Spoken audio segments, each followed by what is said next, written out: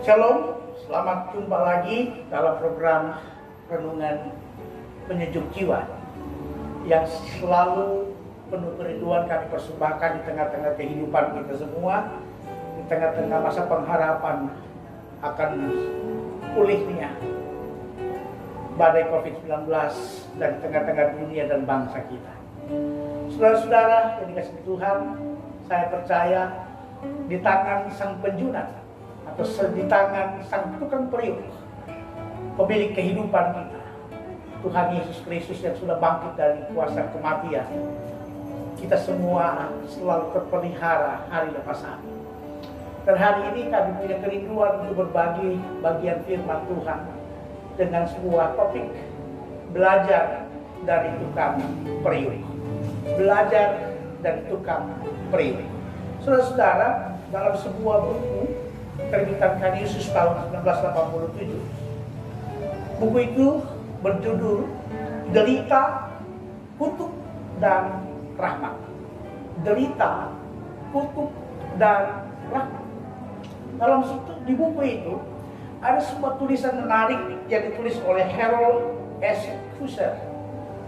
Dia seorang rabi dari Netik. Dalam satu esainya dalam buku itu, dia mengatakan begini: bencana bukan karya Tuhan. Bencana bukan karya Tuhan. Dalam esainya dia berkata, saya tidak percaya bahwa gempa bumi, bencana alam yang merenggut begitu banyak jiwa yang tak berdosa, itu semua adalah perbuatan Tuhan. Dia lanjut berkata, kalau itu perbuatan Tuhan, saya tidak akan pernah menyembahnya.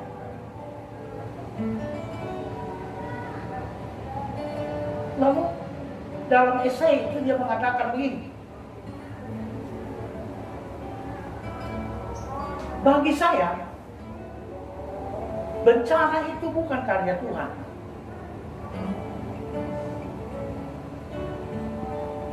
Lalu ia melihat,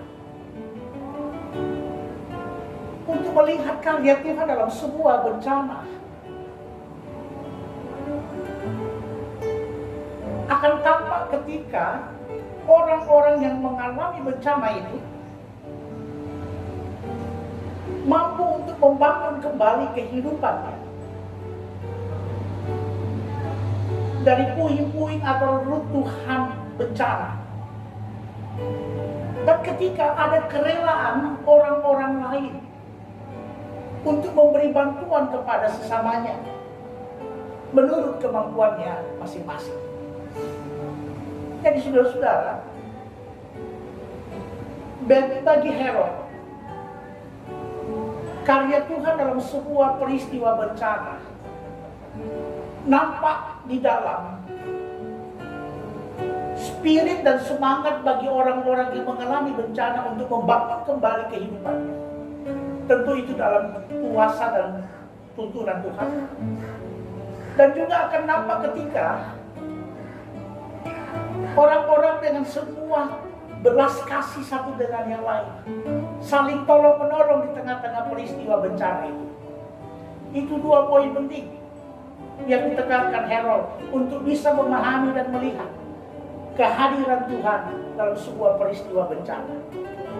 Nah, saudara-saudara yang saya kasih dalam nama Tuhan, hari ini pun kita tengah berhadapan dengan bencana. Kalau dalam bahasa pemerintah kita, apa yang kita alami dengan COVID-19 dikategorikan sebagai bencana non-alam. Tapi apapun namanya, kita tengah berhadapan dengan bencana. Dan fakta mengatakan bahwa ada ribuan orang yang sudah mati. Ribuan korban, baik masyarakat sipil, baik para medis, baik TNI, Polri. Banyak kalangan dari semua lapisan masyarakat menjadi korban dari bencana. Nah, saudara-saudara, kita mau membawa hidup kita untuk melihat di mana letak karya Tuhan di tengah-tengah situasi ini. Dan ketika kita menemukan karya Tuhan di tengah-tengah situasi ini, saya percaya kita akan dimampukan untuk bangkit.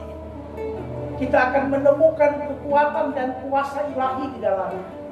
Dan itu akan membawa kita melewati masa-masa sulit ini dan mengkonstruksi kembali kehidupan kita di masa depan dengan spirit dan semangat yang baru. Nah, saudara, bagian Alkitab banyak menceritakan, ataupun dalam dunia perjanjian baru, kehidupan orang percaya tentu pada waktu itu adalah bangsa Israel yang pertama-tama disebut sebagai bejana Tuhan. Sama dengan kita, semua orang percaya adalah bejana Tuhan. Kisah Para Rasul pasal 9 ayat 15, 2 Korintus 4 ayat 7, di situ menggambarkan tentang siapa kita, siapa bangsa Israel. Kita adalah bejana Tuhan, bejana yang rapuh, bejana yang lemah, bejana yang penuh dengan keterbatasan. Tetapi saudara-saudara, dalam kelemahan dan keterbatasan ini, Tuhan telah memilih dan Tuhan telah menetapkan bangsa Israel, bahkan kita semua sebagai umat Tuhan hari ini, untuk menjadi bangsa yang menjadi berkat bagi banyak orang, menjadi berkat di tengah-tengah situasi, terlebih di tengah-tengah sebuah bencana yang melanda tatanan kehidupan dunia ini. Saudara-saudara yang dikasihi Tuhan, dalam kitab Yeremia pasal 18 ayat 4,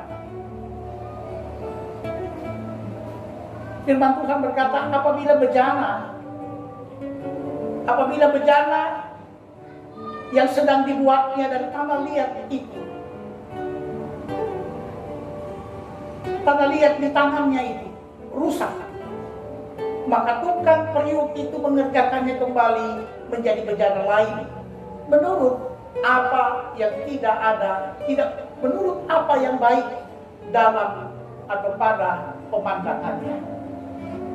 Saudara, ini tulisan disebut yang dikatakan atau ucapan Tuhan yang disampaikan kepada Yeremia untuk dilakukan oleh Yeremia sebagai seorang nabi Allah di tengah-tengah bangsa Israel yang adalah bejana Tuhan, tetapi mereka adalah bejana yang rapuh, bejana yang penuh keterbatasan, dan karena itu mereka tengah hidup dalam gelimang dosa. Dan dari situ Tuhan meminta untuk Yeremia pergi ke tukang periuk, belajar pada tukang periuk untuk memaknai apa yang dimaksud Tuhan, apa sesungguhnya yang dikehendaki Tuhan dari bangsanya di tengah-tengah situasi yang mereka tengah hadapi di Babylon. Tuhan menegaskan kepada Yeremia bahwa ketika bejana yang sedang dibuatnya dari tanah liat itu di tangannya itu rusak, maka tukang periuk itu mengerjakannya kembali menjadi bejana lain menurut apa yang baik dalam pemandangannya. Hal yang menarik di situ tuh dikatakan atau maksud Tuhan untuk menyuruh Yeremia pergi belajar ke tukang periuk untuk menghadapi situasi yang dialami bangsa Israel. Dari situ Yeremia harus belajar bagaimana seorang tukang periuk membentuk periuk-periuk buatan tangannya, membentuk bejana-bejana tanah liat yang rapuh, yang tak berbentuk, yang jelek itu menjadi sesuatu yang berarti, sesuatu yang berguna. Dan saya percaya saudara-saudara yang dikasihi oleh Tuhan, apa yang Tuhan mau lakukan juga bagi kita semua hari ini. Kita percaya Tuhan itu telah memilih dan menetapkan kita. Kita percaya Tuhan tetap mengasihi kita dalam semua situasi. Tetapi ada satu hal penting yang kita bisa belajar untuk membangkitkan motivasi baru bagi hidup kita, bahwa mari kita lihat situasi yang kita alami ini tengah Tuhan hendak membawa kita semua mengkonstruksi kembali kehidupan kita kepada kehidupan yang lebih baik, yang lebih sempurna dari waktu ke waktu sebagai bejana milik Tuhan. Dia ingin membentuk kita terus menerus dengan semua situasi kehidupan ini untuk menjadi sebuah bejana atau sebuah periuk yang lebih sempurna di matanya. Mungkin kita sudah sempurna di mata manusia. Mungkin di kalangan banyak orang kita terlihat sempurna. Tapi belum tentu dalam pandangan Tuhan kita sudah sempurna. Belum tentu dalam pandangan hikmat Allah kita sudah benar. Maka satu hal yang penting, kerja Tuhan dalam situasi ini, karya Tuhan bagi hidup kita dalam situasi ini adalah, mari kita beri hidup kita untuk dibentuk kembali oleh Tuhan. Mari kita memberi hidup kita untuk dibangun kembali, untuk dipulihkan, untuk dikerjakan oleh Tuhan di tengah-tengah situasi itu, walaupun untuk mencapai atau menghasilkan sebuah periuk yang bagus, sebuah periuk yang indah. Kadang-kala kita harus dibanting, harus mengalami pemotongan, ditekan, dipadatkan, dan macam-macam. Semua itu mesti dikerjakan oleh sang tukang periuk agar menghasilkan sebuah periuk yang indah dari bejana yang tidak ada nilainya, dari sebuah bejana yang rapi. Bejana itu dari tanah liat, sesuatu yang tampaknya tak berguna tetapi dibuat sedemikian rupa menjadi sesuatu yang bernilai. Dan itulah hidup kita. Kita percaya hari-hari ini, di masa-masa bencana yang tengah kita alami, Tuhan terus berkarya membentuk kita menjadi sebuah bejana-bejana yang lebih indah di dalam pandangannya. Sebuah hal Tuhan akan kerjakan dalam hidup kita untuk membangkitkan kembali semangat dan gairah kita dalam kehidupan bersamanya. Dan saya percaya, saudara-saudara, di tengah-tengah situasi ini pun, dalam karya sang tukang periuk dalam hidup kita, Tuhan pun menyadarkan banyak hal bagi kita, mengerjakan sebuah pekerjaan besar bagi kita. Untuk mari, tengah-tengah situasi ini, seperti pengalaman sang rabi tadi, ada satu kekuatan besar yang Tuhan kerjakan pula untuk kita. Mari bangun kepedulian satu dengan yang lain. Ini cara yang tepat, cara yang berhikmat di dalam pandangan Allah untuk melihat dan menyaksikan kuasa Allah di tengah-tengah badai ini. Ketika orang-orang percaya, ketika anak-anak Tuhan dengan penuh sukacita, dengan penuh cinta satu dengan yang lain, membangun kehidupannya bersama-sama, mengulurkan tangan kasih, membangun sebuah kepedulian satu dengan yang lain. Disitulah karya Tuhan yang indah akan terlihat dalam kehidupan kita di tengah-tengah situasi bencana ini. Tuhan selalu mengiringi kehidupan kita sebagai saksi Kristus, saksi yang benar-benar dapat dirasakan kehadirannya, hangatnya cinta Tuhan biarlah dirasakan orang lain dan kehidupan kita sebagai bejana-bejana milik Tuhan. Walaupun kita rapuh, tapi dari kerapuhan kita selalu dipulihkan dan dimampukan Tuhan menjadi berkat, menjadi kekuatan bagi dunia ini untuk melihat kebaikan Tuhan di tengah-tengah dunia. Nah, saudara-saudara, mari dalam perenungan ini kita melihat karya Tuhan. Karya Tuhan memulihkan hidup kita, membentuk kembali hidup kita menjadi hidup yang lebih sempurna dalam pandangan Tuhan. Dan di sini kita melihat karya Tuhan untuk membawa kita tetap menjadi berkat, tidak kehilangan spirit berkat di tengah-tengah kehidupan kita hari ini. Mari berikan hidup kita, persembahkan hidup kita, bejana tanah liat ini di tangan sang tukang periuk ahli yang menata kehidupan kita lebih sempurna. Tuhan belum selesai dengan hidup kita hari ini. Dia akan terus membentuk kita menjadi sebuah bejana tanah liat yang indah dalam pandangannya dari waktu ke waktu. Tuhan memberkati. Teruslah hidup dengan penuh pengharapan, tetap tenang, jaga kesehatan. Tuhan memberkati. Amin.